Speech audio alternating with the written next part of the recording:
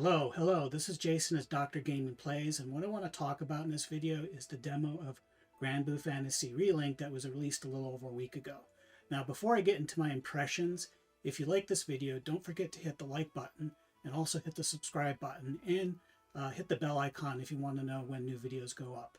Anyways, without further ado, let's get in right to it.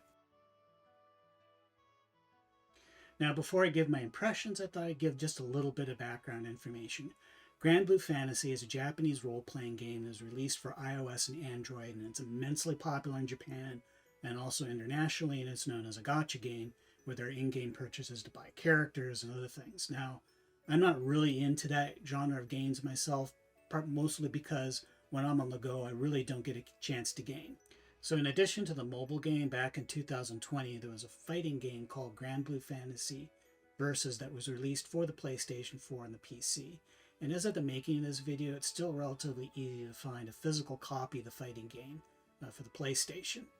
So well before that fighting game, the makers of this game, back I think around 8 or 9 years ago, decided to develop a role-playing game for consoles. So this game has been a long time in coming. People have been really excited, and especially over the last year or two, as footage has been released, they've been impressed by the graphics.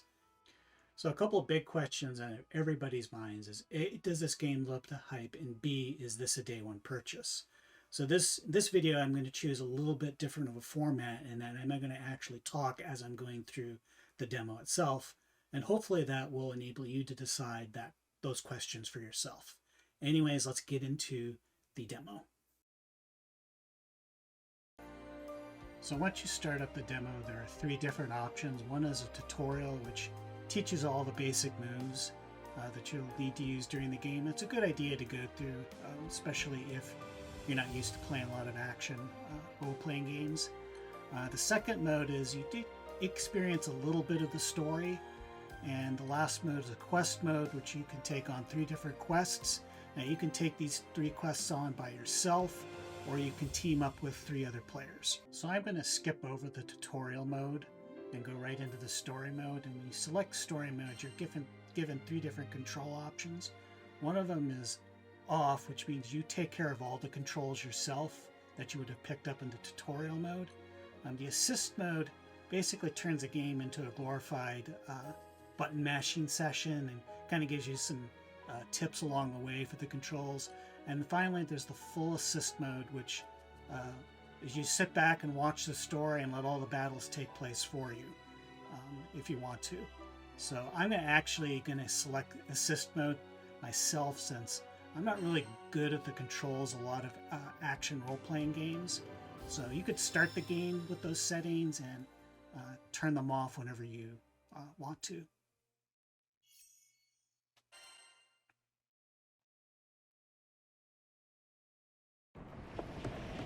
So this is just going to show us that cinema, these are some of the things that really impressed people when they saw snippets of the game online. It's just really how great the graphics look.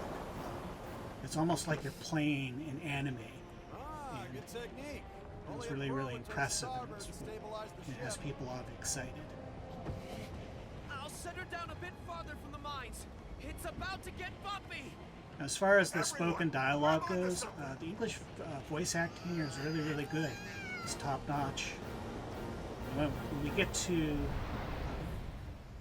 the quest mode, I'm actually going to try one of those modes with the Japanese voices, just to see how those sound. Anyways, we won't sit through and watch through the rest of the opening cinema. Let's get into some gameplay action.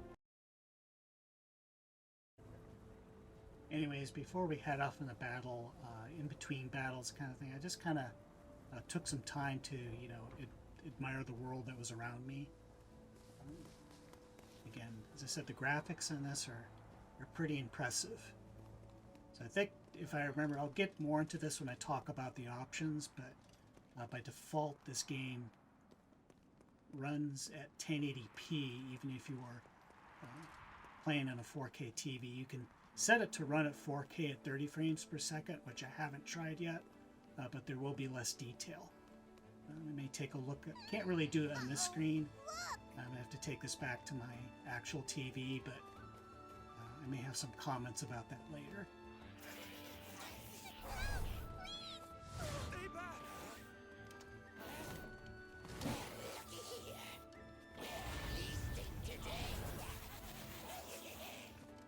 Dirty goblins! Step away from I mean, the controls are pretty basic. You have your basic attack with the square button. Can anyone hear me? Triangle tap. The triangle button is your like attack that's unique for each different individual, and you can press A bit noisy on your end. L2 if you want to We're busy rescuing islanders from target a star-shopping particular goblins. enemy. What? Are the people okay? They've taken a number of hostages, but it won't stay that way for long. Please, do everything you can to free them.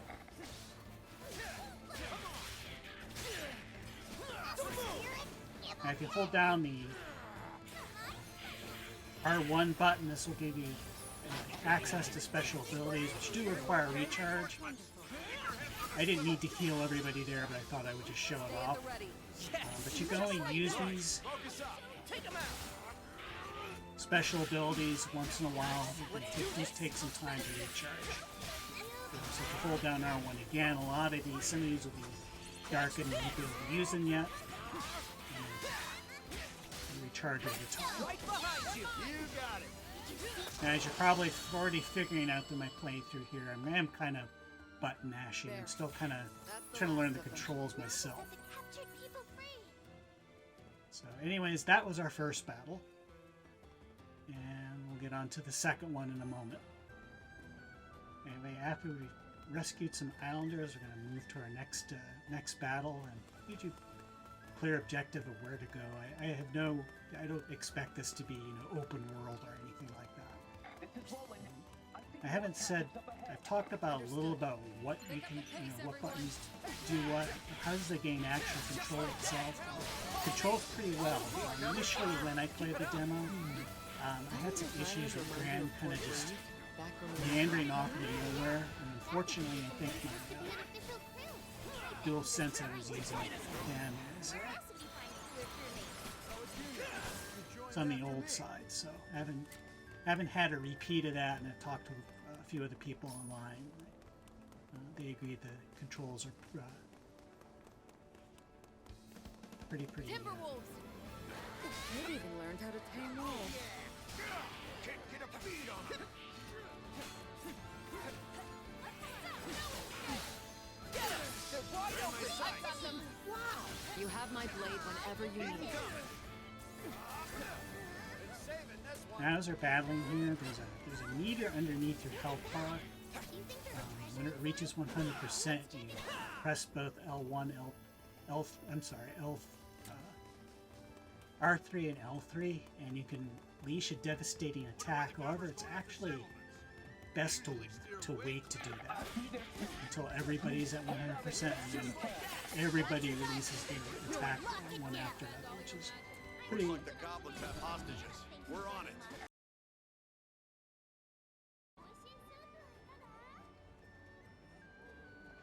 So now I've looked at the story mode. We're going to look at the quest mode, and I suspect for a lot of players this is where the meat of the game is going to be.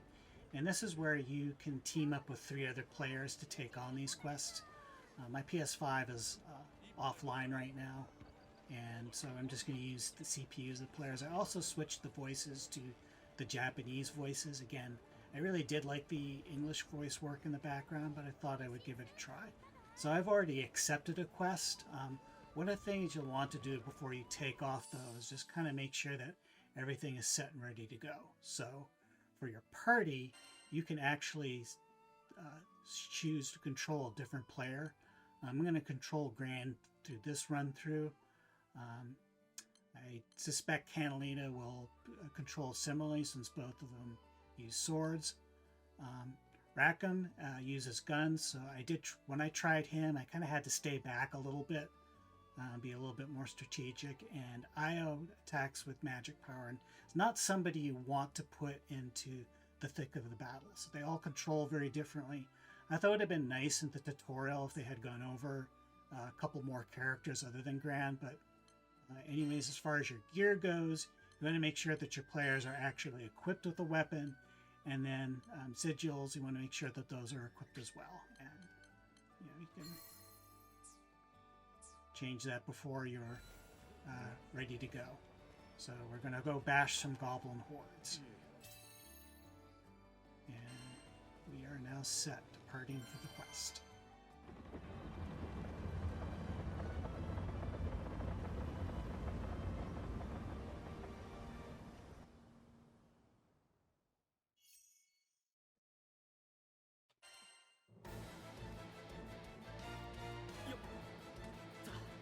I've also turned full control on for the quest here, so we'll see how well that goes. I haven't completely mastered all the controls yet. Hopefully it won't be too bad.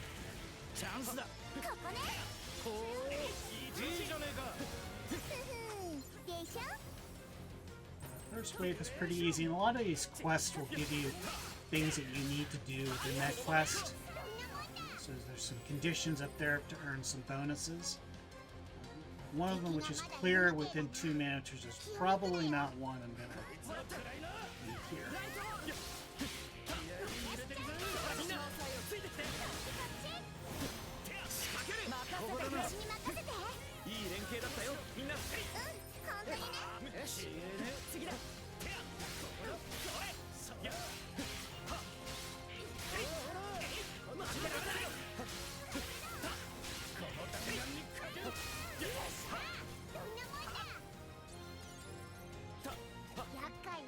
Alright, here comes some more. Okay, obviously smashing at somebody with a shield in front of them is going to be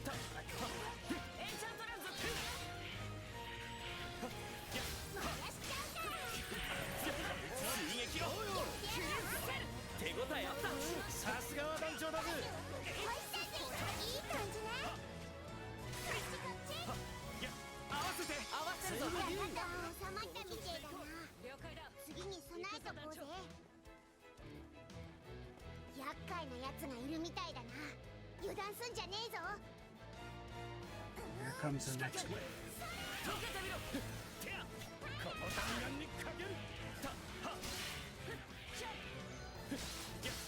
Today I try to, before I play with anybody online, get a better handle of controls here, so I don't annoy them too much.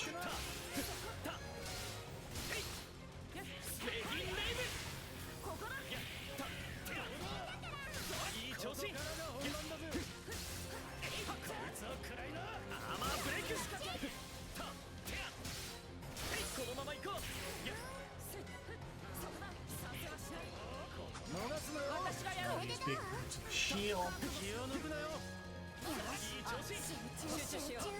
More.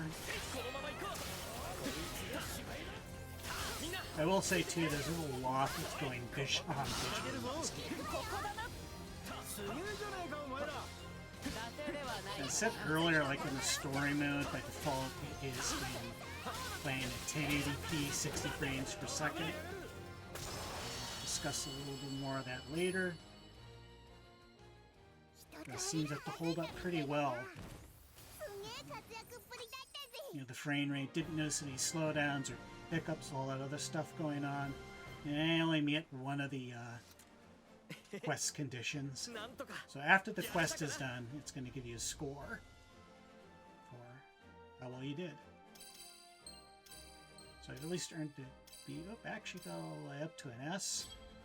And my MVP, and I think this is the individual that, or one of the CPU players in this case, who gets the most hits. Not too sure about that, but anyways, I can see this being a lot of fun for people that want to team up online and take on these quests. And this very well could end up being the meat of the game of itself, since this kind of gameplay would be in the spirit of the mobile games. So anyways, that's it for my impressions for quest mode, so let's move on to the game controls and some of the settings. So anyways, before I give my final impressions, I wanted to quickly cover the game options. And so under language, you can select different languages for the text, including Japanese, English, French, Italian, German, Spanish, and Portuguese. And voice languages are just English and Japanese. Again, I found the English voice work to be pretty solid, and of course, it was really good Japanese voice work too. And you can also choose to have the subtitles on or off. As far as graphics goes, so as I said, when you're in performance mode, the game defaults to 1080p at 60 frames per second. And with a lot of the action that's going on there, it's probably best to leave it that way. I personally have not tried it in 4K, which is the quality mode. And I think it might be a little bit difficult with that frame rate with all the things that are going on. I don't have my PlayStation 5 hooked up to my 4K TV at the moment, so I didn't get a chance to try that out. What I would have liked to see, even when I had it hooked up to my 4K TV, is some PlayStation 5 games have a balanced mode in between performance and quality. Where it kind of like gives you sort of the best of both worlds. I don't know if the final version of the game will have that. One thing I did appreciate is this colorblind support. A lot of games don't think of that. I have minor red-green color blindness, which for the most part, I do okay with, but I do know some game players who suffer from some more severe color blindness than I do, and to have these options is for accessibility is really nice. And it has all the typical audio settings you would have for most of these games. And check out the other. No, I won't read the terms of service for everybody. So those are just the gameplay settings. And what I'd like to move on to next is to give some of my final thoughts. Anyways, I hope you enjoyed my run through the demo. And so here are some of my final impressions and thoughts about the game. So one of the concerns I have about the game is with its story mode. How long is it going to be? How in-depth is it going to be? Is there going to be a lot of character development? And this is a question I know some of the people online have been asking as well. I don't really feel like the demo gives enough of an answer to that. It could very well be the meat of this game is actually the quest mode where you're playing online with other players. And I wouldn't be surprised if that's the case, because that is really in the spirit of the mobile games, to have that online portion, to play with other people and go on these quests and explore the world. So this demo doesn't really answer the question of like, where does the bulk of this game lie? So for me personally, I don't consider this to be a day one purchase, even though graphically it's impressive, the voice acting is impressive, so is the sound. There are a lot of good things going for it, but February is a really packed month, as well of us know, for a lot of different releases. And sometimes we have to make decisions on whether we're going to get something on release day or just put off. So for me personally, I will probably just wait until other people have had a chance to play it, and then pick it up sometime later on down the road. I don't think the standard edition is going to become rare or anything like that. It could possibly go on sale in a few months. Now, if you really like the online cooperative aspects and stuff like that, and that's going to be the meat of the game for you, then for you this might be a day one purchase. So anyways, those are some of my thoughts. So I'd like to hear about some of your thoughts. Just leave them in the comments section below. Don't forget, just be civil, and I hope to catch you next time. Anyways, bye bye for now.